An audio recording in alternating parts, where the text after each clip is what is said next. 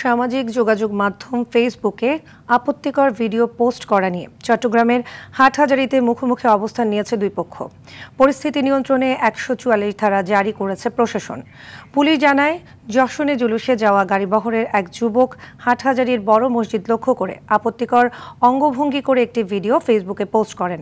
ভিডিওটি ছড়িয়ে পড়লে বিকেলে দারুল উলুম মঈনুল ইসলাম হাটহাজারীর বড় মাদ্রাসার শিক্ষার্থী ও কওমি লোকজন ক্ষুব্ধ প্রতিক্রিয়া জানায়। পরে ফটিকছড়ি থানা পুলিশ ওই যুবককে আটক করে।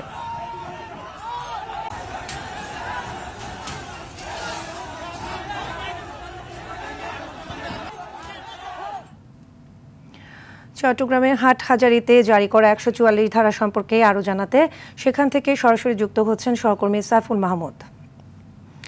সাইফুল, হাটহাজারীতে এখনো ১৪৪ ধারা বহাল আছে, এক্ষেত্রে জনমনে কি কোনো প্রভাব পড়েছে কিনা এবং তারা কি বলছেন জানাবেন। যে সাদিয়া আসলে যেমনটি বলেছেন, গতকাল রাত 10টার সময় দুই পক্ষের সংঘর্ষের কারণে ১৪৪ ধারা জারি করে উপজেলা নির্বাহী কর্মকর্তা। এর পরেই কিন্তু আসলে জনমনে একটা শঙ্কা দেখা দিয়েছে। আসলে দিনের বেলা কি হচ্ছে না হচ্ছে এই বিষয়টা নিয়ে আসলে আমরা আপনাদেরকে একটু দেখানোর চেষ্টা করছি। আসলে গতকাল রাত দুই পক্ষের সংঘর্ষের সময় এরকম বেশ কয়েকটি গাড়ি ভাঙচুর করা হয়েছে। এখানে একটি যাত্রীবাহী বাস দেখা যাচ্ছে। আসলে এই বাসটিকে আসলে কে বা কারা ভেঙেছে এটা তবে নির্ধারিত করে কেউ বলতে পারতেছে না। তবে এইরকম আরও বেশ কয়েকটি বাস ভাঙচুর করা হয়েছে এবং একই সাথে কয়েকটি ছোট ছোট সিএনজিও ভাঙচুর করা হয়েছে। তবে এই ভাঙচুরের সময় আসলে পুলিশের ভূমিকা নীরব ছিল বলে এখানকার যারা সাধারণ বাসিন্দা আছে তারা কিন্তু আসলে অভিযোগ করে বলেছেন।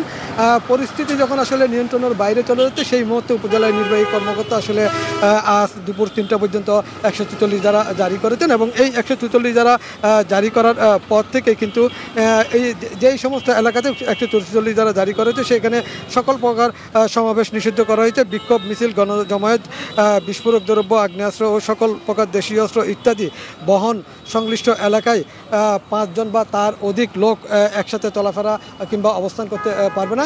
তবে এখানকার যারা সাধারণ বাসিন্দা আছে তারা বলল আসলে যখনই আসলে এই ঘটনাটি ঘটেছিল তখনই যদি আইনশৃঙ্খলা রক্ষাকারী বাহিনী আসলে কঠোর অবস্থান নিতেন তাহলে কিন্তু আসলে হয়তো এই অনাকাঙ্ক্ষিত ঘটনা ঘটতো না। তবে রাত ২টার সময় কিন্তু আসলে সেনাবাহিনী এসেছিল। সেনাবাহিনী এসে পরিস্থিতি নিয়ন্ত্রণে আনে। এখনও পর্যন্ত আইনশৃঙ্খলা রক্ষাকারী বাহিনী কিন্তু এখানে টহল দিচ্ছেন এবং একই সাথে যৌথ বাহিনীও কিন্তু আসলে এখানে টহল দিচ্ছেন।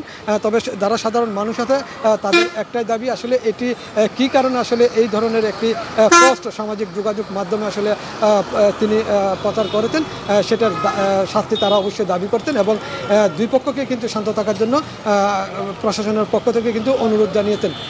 তবে এখানে ধন্যবাদ সাইফুল।